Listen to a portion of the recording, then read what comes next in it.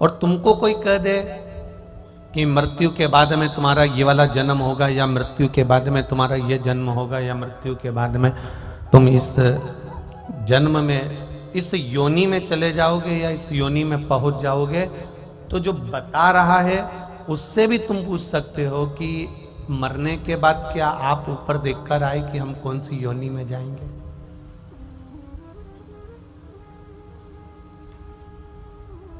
ये किसी को नहीं मालूम, ये किसी को ज्ञात नहीं है, किसी को मालूम नहीं है।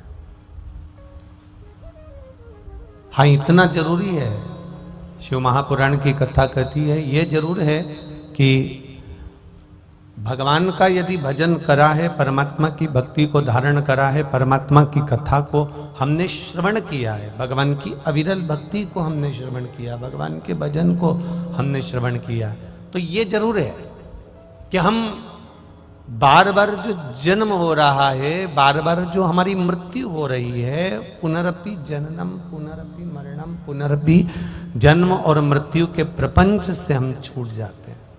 फिर हमारा कोई जन्म नहीं होता, फिर हमारी कोई मृत्यु नहीं होती।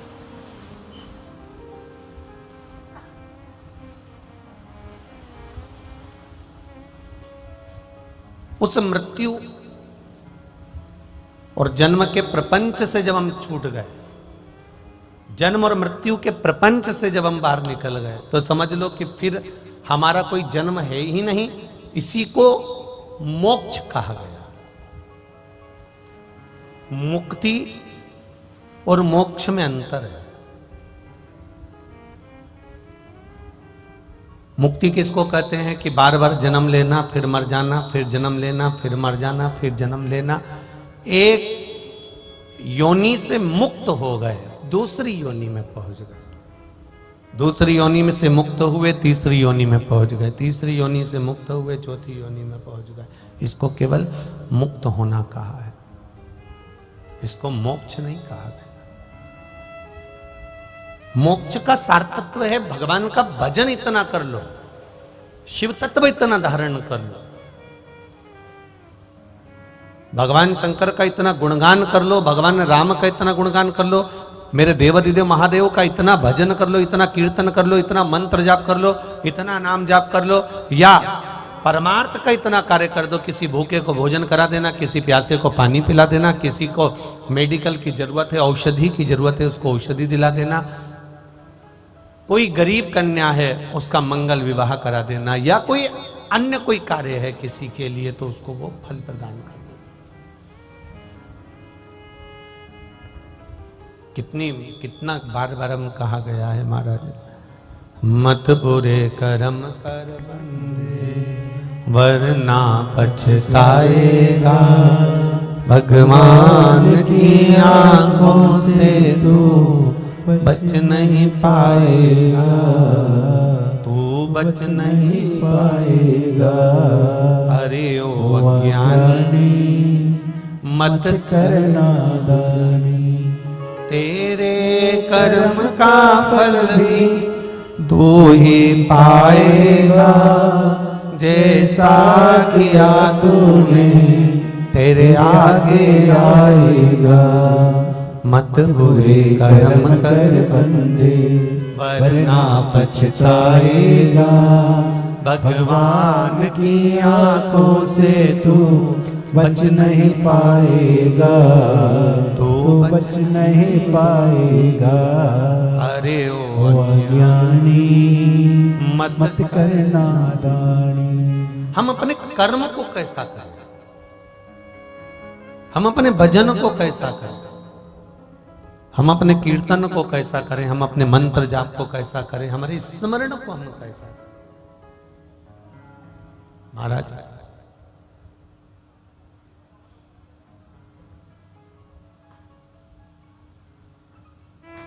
अगर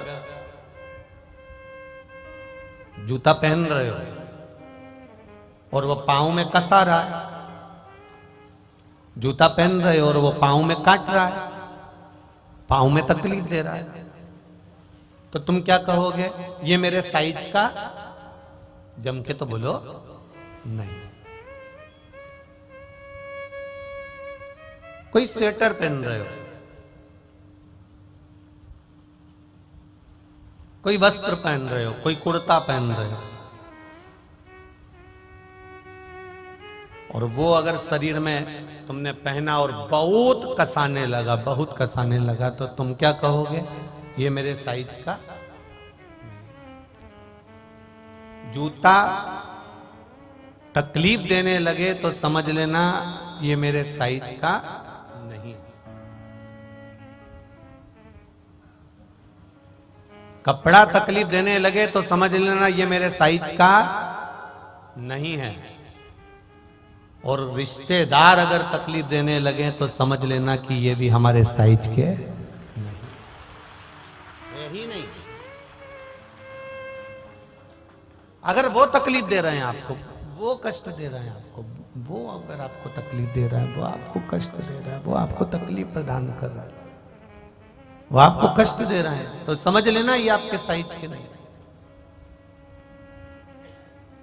अहंकार की मत्ता में, अभिमान की मत्ता में ये बहुत ऊंचे उठ गए। अहम की अभिमत्ता में ये बहुत ऊंचे उठ गए। और अहंकार की अभिमत्ता में जब ये बहुत ऊंचे उठ गए, अहंकार की अभिमत्ता में जब ये बहुत ऊपर पहुंच गए हैं, तो ये समझ लेना कि ये अब आपके साइज के नहीं रहे। अब इनको साइज में लाना कठिन है।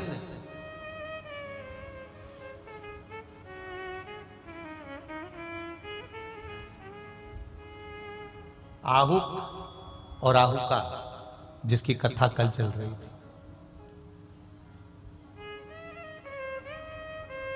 क्या इनका कोई रिश्तेदार नहीं था? क्या इनका कोई नातेदार या इनका कोई संबंधी या इनका कोई पहचान वाला नहीं था? आहुक और आहुका थे, इनके भी अपने थे, इनके भी रिश्तेदार थे, इनके भी कुटुंबी वाले थे, इनके भी परिवार वाले थे।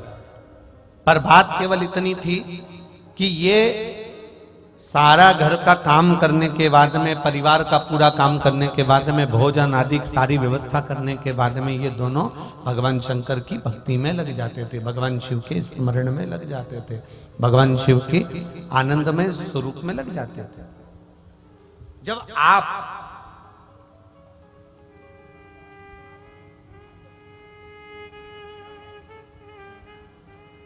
घर में बैठकर आस्था चैनल पर शिव महापुराण की कथा को सुन रहे हो,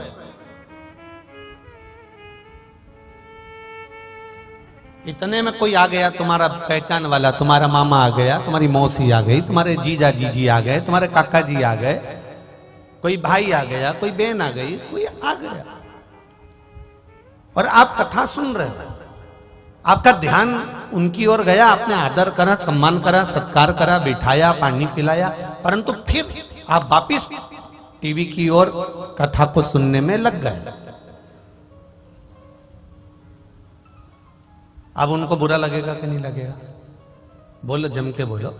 लगेगा ना कि हम तो एक तो इनसे मिलने के लिए आए, हम इनके पास पहुंचे हैं, इनके नजदीक में पहुंचे, उनके पास में पहुंचे हैं, और उनके पास में पहुंचने के बाद भी, उनके पास में, उनके नजदीक में पहुंचने के बाद भी इनका ध्यान, इनका चित्त, इनका मन कथा में तो लग ही नहीं रहा, हम में तो लग ही नहीं रहा। बस ये टीवी के सामने आस्था चैनल पर जो कथा आ रही है उसको देख रहे हैं, या मोबाइल पर लगा हुआ है, या लैपटॉप पे लगा हुआ है, कथा में मन लगा।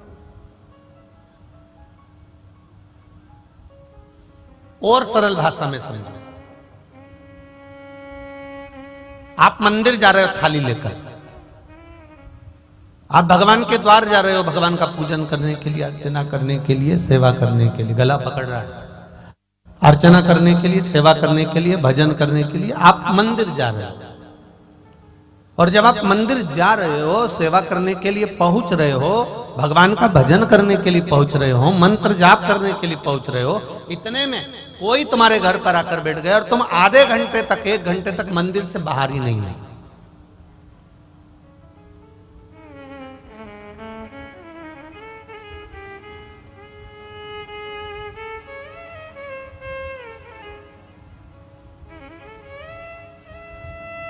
अब जो आया हुआ है उसको बड़ा बुरा लगेगा,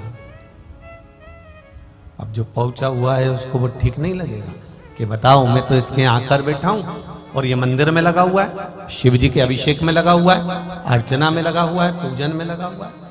आहू और आहू का दोनों भील और भिलनी के यहाँ पर भी सारे रिश्तेदार थे, संबंधी थे, पहचान वाले थे।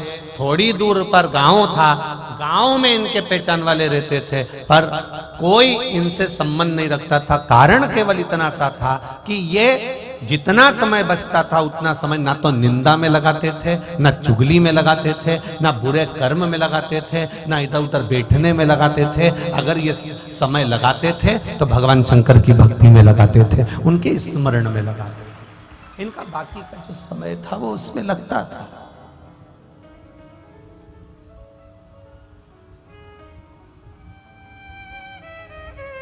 जितना समय इनका बचा वो देवाधिदेव महादेव के चरणों में लगा। अब आप में और उनमें कितना अंतर है? कई लोग कहते हैं भगवान शंकर हमारे यहाँ नहीं आते, कोई कहता है भगवान देवाधिदेव हमारे यहाँ नहीं पहुंचते, कोई कहता है भगवान देवाधिदेव महादेव हमारे नहीं हो पाते, शंकर जी हमारी बात नहीं सुन रहे, राम जी हमारी बात नहीं सुन रहे, कृष्ण जी हमारी बात नहीं सुन रहे। कौन कहता है भगवान बात नहीं सुनता?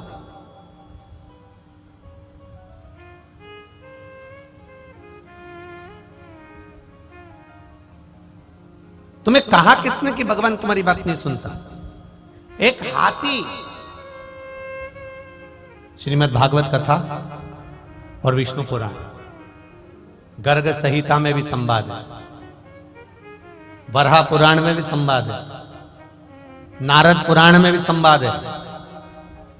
एक हाथी जिसका पांव मगर पकड़ लेता है, हाथी का पांव पकड़कर खींचकर पानी में लेकर जा रहा है, वह हाथी पूरे परिवार को बुलाता है, पूरे परिवार को बुलाने के बाद पूरी समाज को बुलाता है, समाज को बुलाने के बाद चिंघाड़ता है, चिल्लाता है, कोई नहीं आता। तब उसे हाथी को समझ में आता है अब कोई नहीं आ रहा, तब वो हाथी परमात्मा को बुलाता है और भगवान दौड़ कर आता है। ये भागवत कर रही है, ये हमारा विष्णु पुराण कर रहा है, ये हमारा गर्ग संहिता कर रही है, हमारा शास्त्र कर रहा है।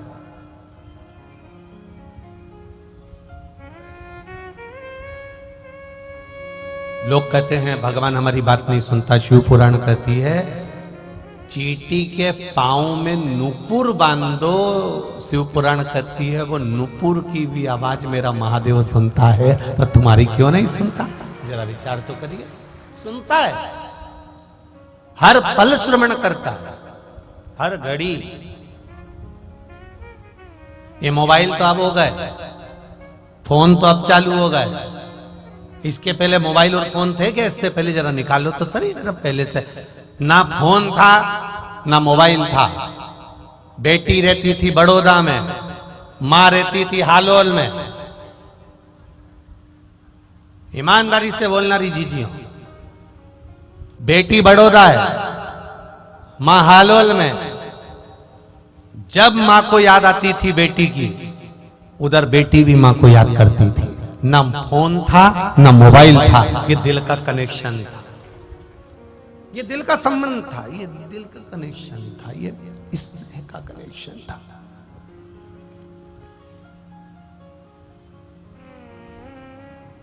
जरा विचार करिए, सोचिए जरा। अब मोबाइल होने के बाद भी, फोन होने के बाद भी संबंध इतने पक्के नहीं है जितने पहले होते थे, बिना मोबाइल के, बिना फोन के।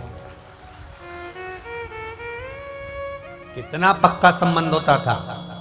एक बार लड़का लड़की को देखता था, एक बार संबंध पक्का हो जाता था, मरते दम तक निभाते थे दोनों पति पत्नी। आज के जमाने में संबंध पक्का होने के बाद में मोबाइल नंबर ले लिया जाता है, छोरा छोरी को फोन लगाता है, छोरी छोरे को फोन लगाती है, डीकरा डीकरी को और डीकरी डीकरे को फोन लगाती है, और 8-8 घंटा, 10-10 घंटा, 11-11 घंटा, 12-12 घंटा तक फोन चलता रहता है। शादी होने के एक दिन पहले तक रात को 3-3, 4-4 बजे तक बात होती रहती है। उसके बाद में जब संबंध हो गया, संबंध होने के बाद में 2 साल, 3 साल, 4 साल बाद दोनों पति पत्नी अदालत में खड़े मिलते हैं। इतना बात करने के बाद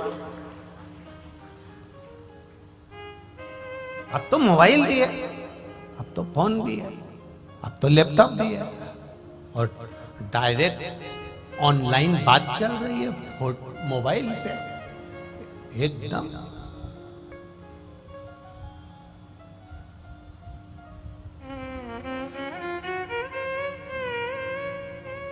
और जरा सा ऑनलाइन बात चल रही है और जरा सा तुम नहीं दिखते तो क्या बोलता है फोन पे, कहां हो, दिख तो है ही नहीं रहे हो। फिर पानी पीने चले गया था, अच्छा, फिर आके बैठ गए, फिर गायब हो गया, कहां हो, नेटवर्क चले गए, अब ना दिख रहा। ना दिखने का कारण एक है, पानी पीने चले गया था इसलिए नहीं दिख रहा था, रोटी खाने चले गया था इसलिए नहीं दिख रहा था, या नेटवर्क चले गया था इसलिए नहीं दिख रहा था। उसी तरह भगवान कब तक नहीं दिखता, जब तक हम किसी काम में लगे रहते हैं या हमारा नेटवर्क चले गया।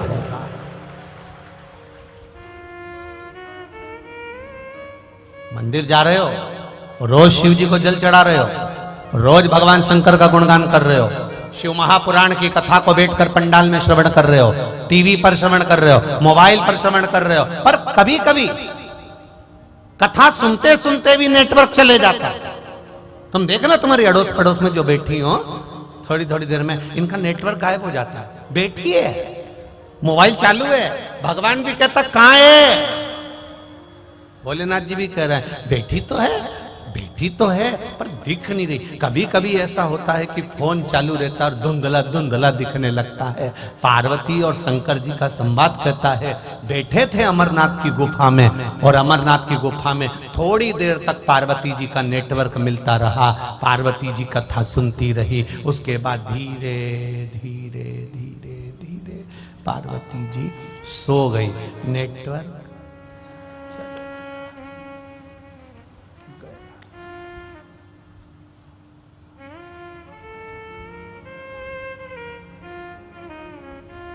जब जागी पार्वती जी, शिवजी ने पूछा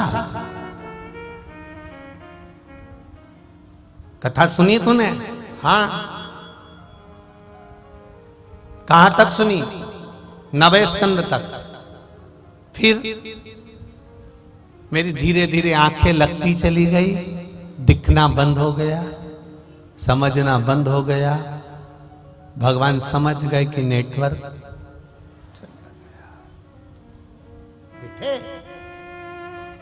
कभी कभी ऐसा हो जाता है, तुम बैठे कथा में हो, बैठे आस्था चैनल के सामने हो, बैठे फेसबुक यूट्यूब के सामने हो, कथा सुनना है, तुमने मन बनाकर बैठी हो कि मुझे कथा सुनना है, अपने हालोल में हो रही, अपने कंजरी में हो रही, पूरी कथा सुनूंगी, पर बैठी तो थी, पर बैठे बैठे मन में आ गया फ्रिज के अंदर दूध रख के नहीं आई, कहीं बिल्ली नहीं पी जाए, नेटवर्क गायब हो गया, पहुंच गया उधर, तुरंत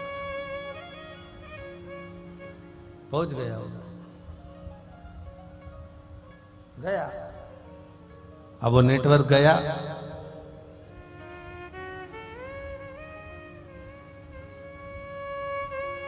फिर किसी ने कोनी मार के कहा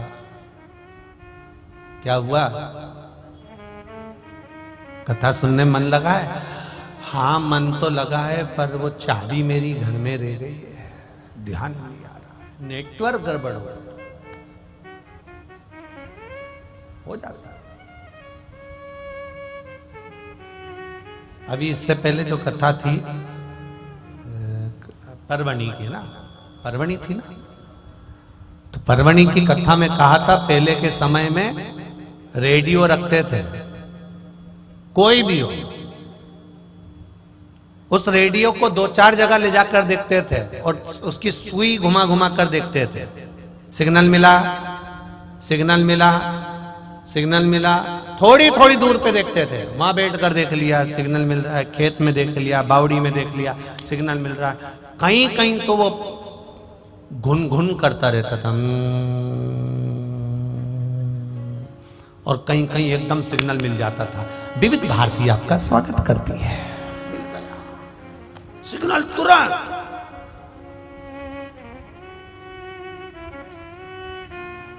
अब क्या करा उसने रेडियो वाले ने, उसको मालूम है बेलपत्री के पेड़ के नीचे बैठूंगा या कुएं के पास बैठूंगा या मंदिर के पीछे बैठूंगा या वहां जाकर बैठूंगा, नेटवर्क मिल जाएगा।